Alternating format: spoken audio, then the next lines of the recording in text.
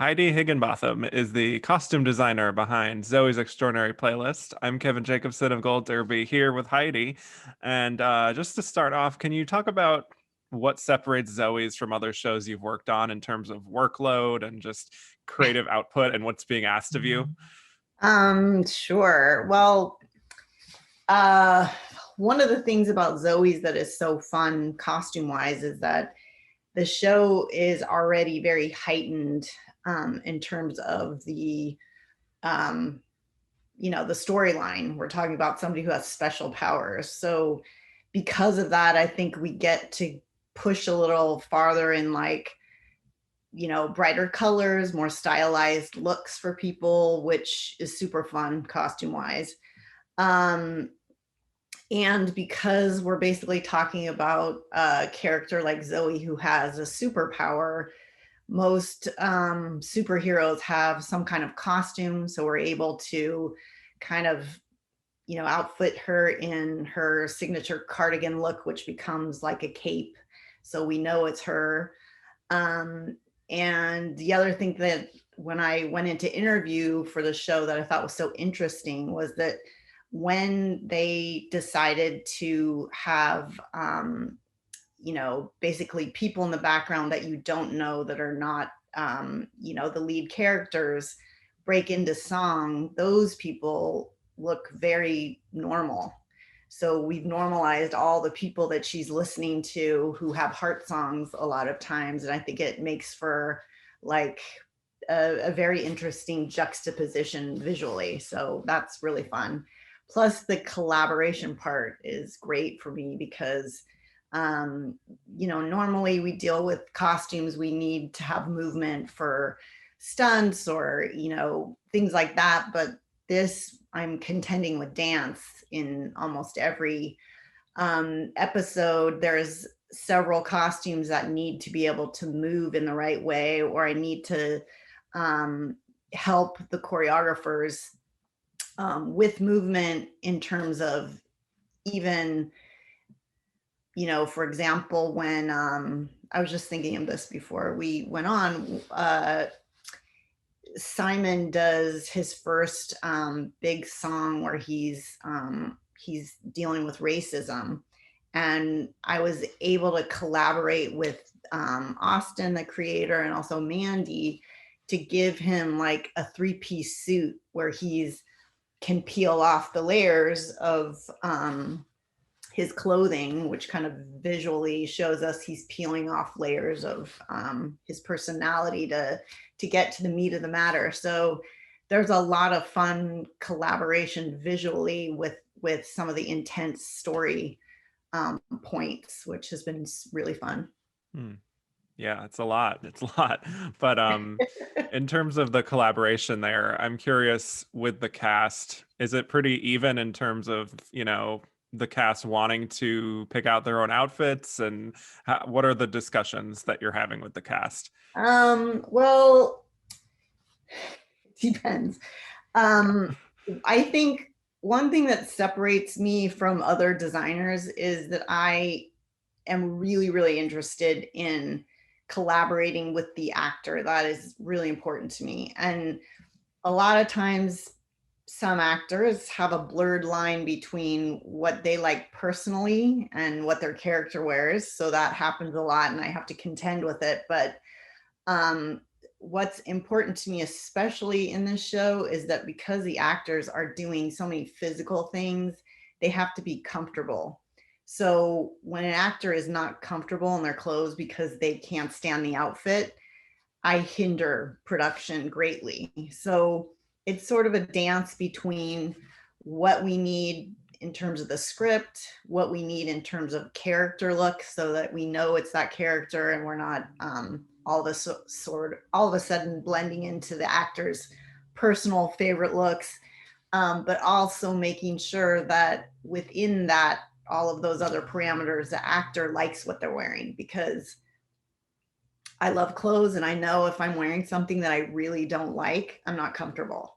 So it's a lot of give and take. And then also, the actors have a really good hold on, character wise how they're going to play that part, that particular scene, and how their appearance will play into that. And then also, a lot of times, if I don't get a chance to talk to Mandy because we're so busy, Mandy's a choreographer, um, the actor can tell me, oh, I have talked to Mandy about the dance. I already know what I'm doing, or I've had one rehearsal, but let's talk to Mandy again to see if this would work. So it's kind of a collaboration between everyone in terms of like when we get into the dance part of it.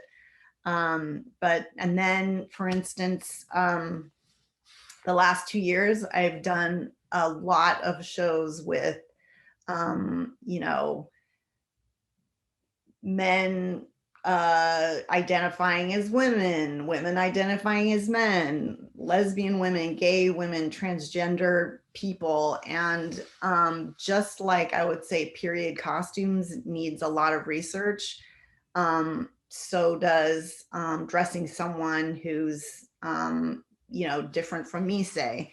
And so with Alex's character, he who plays Mo, he embodies that person. So a lot of times I defer to him. I want to know what he's going to feel best in, how he wants to represent himself.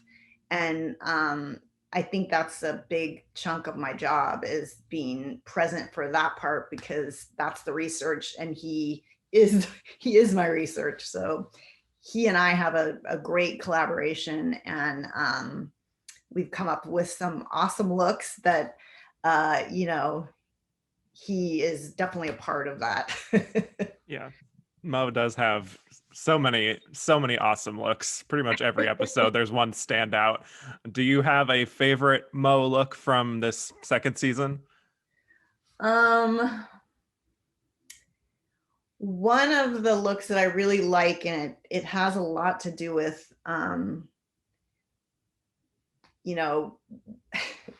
he loves a high heel, but he dances all the time. But also physically, for his character, he holds himself in a different way if he's wearing a high heel that he feels good in. He actually, I noticed, if he dances in something, maybe it's really comfortable, like he had one dance where he danced in a tennis shoe, but he holds himself more regally in a high heel. But we did and you got to forgive me because we're months after shooting this, but we did a number where it's when he's painting the mural in Maximo's, and there's two other dancers that are backup dancers that are dancing with him, and he's wearing a green sweatshirt that has like cold shoulder with like tons of jewels and beads on it, and he's wearing a jean, and we found a boot that was sturdy enough that he could dance in, but it was a very high heel. And he's taller than everybody else, but I think it looks so cool because when he dances, everything moves and he's comfortable. So that's usually the when we hit all the buttons in terms of it looks good, he can move in it, everyone else likes it, and it works with the background. That's the other thing, is I have to be really conscious of what everyone else is wearing and also what the backdrop that they're standing against is color wise. So right. I think that was one of my faves. Yeah, for sure. Well, with costumes in general, I think the casual person would naturally just think more about the women's costumes and, more feminine costumes, dresses, things like that. But a lot of the men on this show have a really distinct fashion sense. Like, with, I think Max is kind of updating his wardrobe in season 2 because he's in a newer role. Simon, certainly, Tobin, for sure. Yeah. Would you say that the menswear is more difficult or easier? Are there differences compared to characters like Zoey or Mo? What's so nice in this show, getting to do a second season and hopefully a third season, is that you really hone in on each character's look. And in this season, there were some character arcs where costumes changed slightly, which was fun. Definitely Simon's character, because made a very conscious effort to do like a character arc in color and silhouette for his character to show that he went through a change. And that's something that we talked about even before we started shooting. So we knew that was coming, and I was able to work with the actor, and we started him out in like gray and blue suiting that was very traditional, and then moved him very slowly into more organic fabrics that were in earth tones that had like textured wool, etc. Almost, and our style icon for him in his, in his change was like Mahershala Ali. So that was hard. That was hard to do that in a slow manner so it didn't look abrupt. And the actor also, his personal style is more what his character ended in. He hates suits, and he's had to wear suits for a long time, and he kept saying, please, can I not wear a suit this time? And I'd have to say, we're playing the long game. You can't abruptly change your costume. We have to like do it slowly. So yes, that was hard.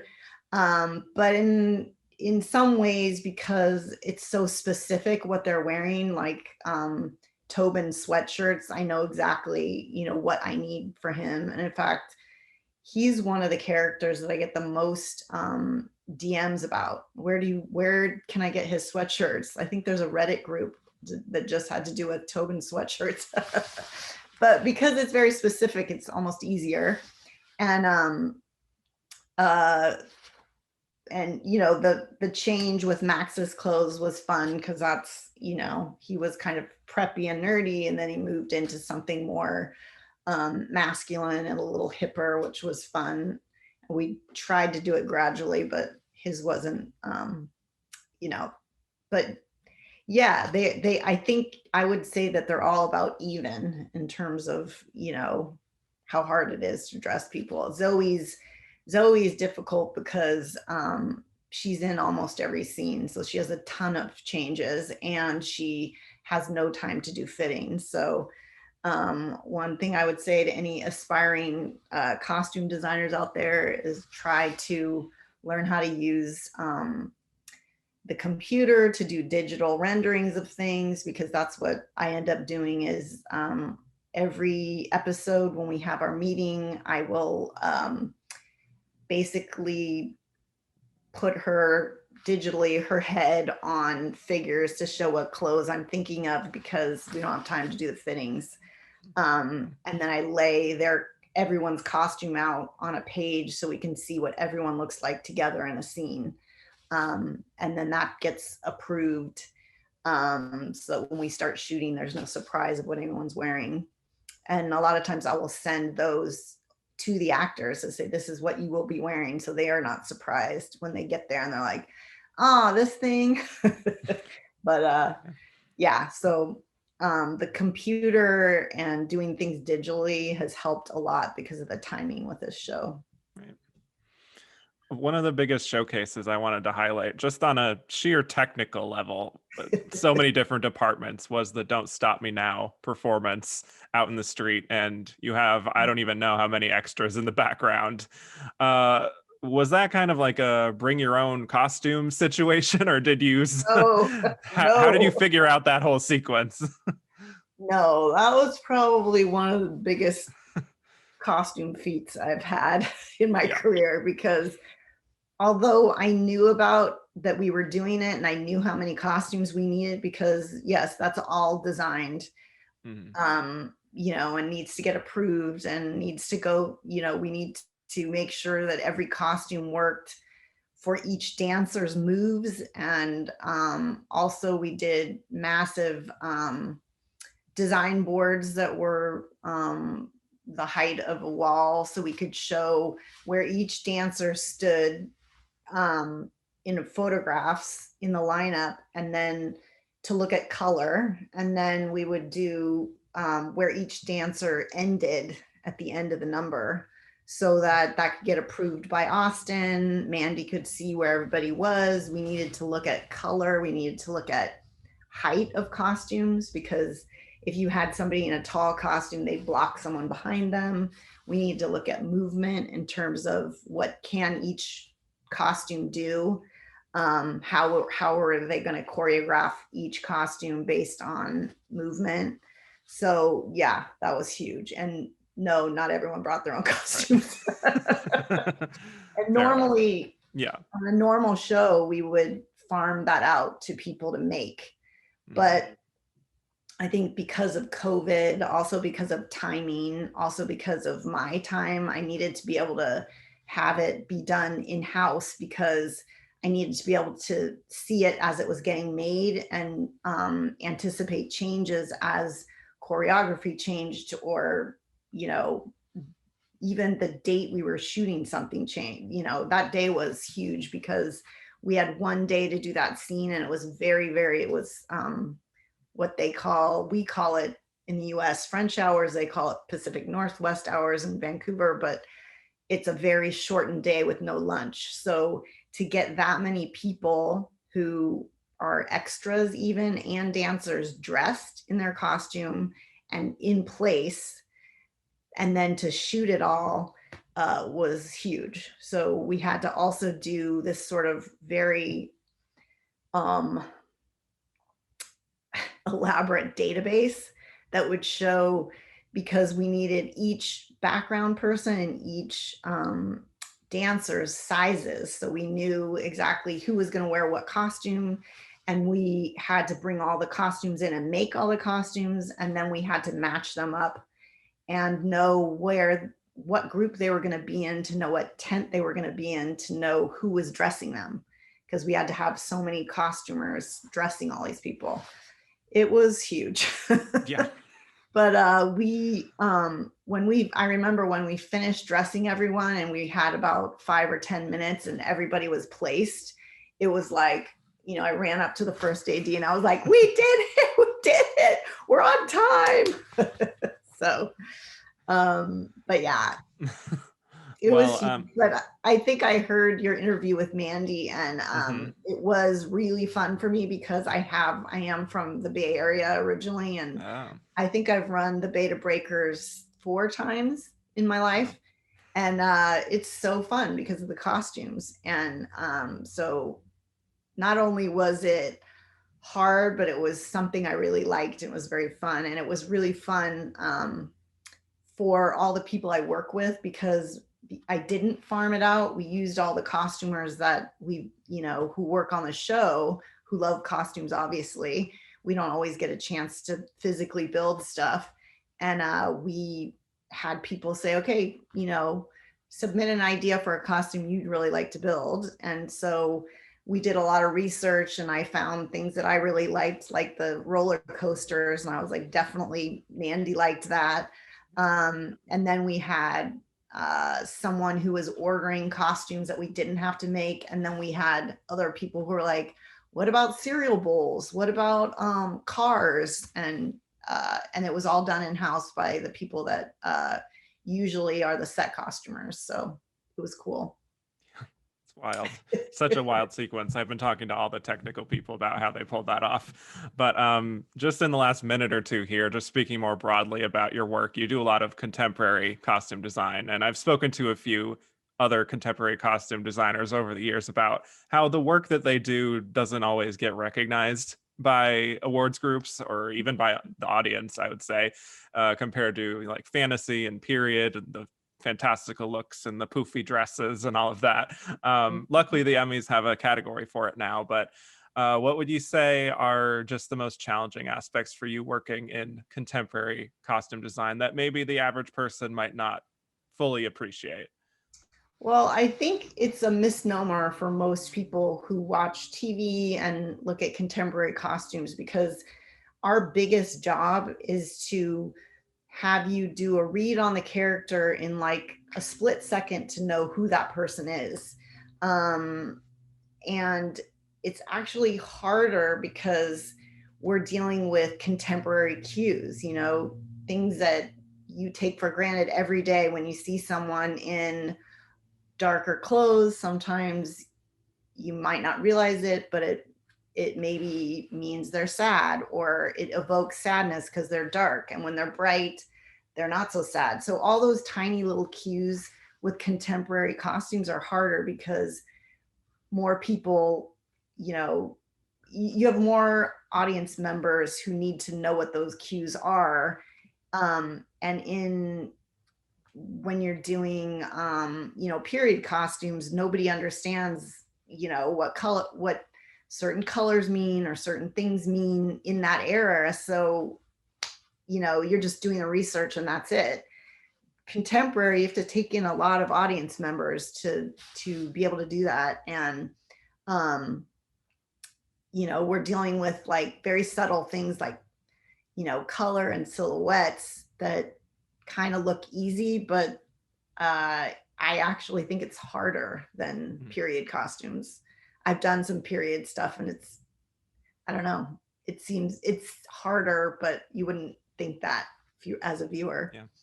But and also subtle things like with this show where color plays a big part in it, and kind of specific broad looks play a big part in it, even though it's contemporary. So yeah, but there's more yeah, credit, I do wish people would Yeah. recognize contemporary costumes Yeah. more, because we're telling a story, but with very subtle cues. Well, great note to end on. For those of you watching, subscribe for more interviews and head to goldderby.com to make your Emmy predictions. Heidi, thanks so much for talking with me today. Thank you.